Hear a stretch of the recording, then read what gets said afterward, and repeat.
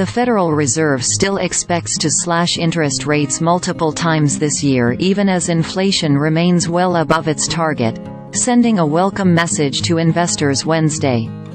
Investors consider the Fed's June meeting to be the most likely time for the first rate cut since March 2020, according to Fed swap futures contracts betting on the direction of the federal funds rate as tracked by CME Group's FedWatch Tool. The market priced in a 55% chance of the first cut coming in June shortly before Wednesday's announcement, a 49% of the first one coming in July and just a 7% chance of a May cut. The most likely implied scenario by year's end is 75 basis points of cuts, a notable decrease from the 150 basis points of cuts indicated as recently as January.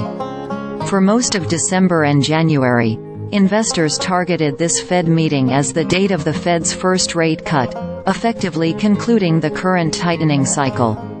At the turn of the year, futures contracts implied a roughly 90% chance the Fed would lower rates by March, according to the FedWatch Tool.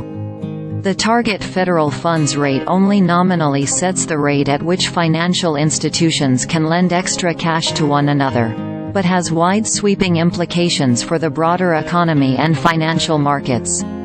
Higher rates send up borrowing costs, hitting everything from mortgages to government debt, can cripple businesses reliant on low-rate financing, see regional banks and commercial real estate, and can cause stock market losses as investors shun uncertain equity bets for government bonds' ultra-safe but still high rates of returns.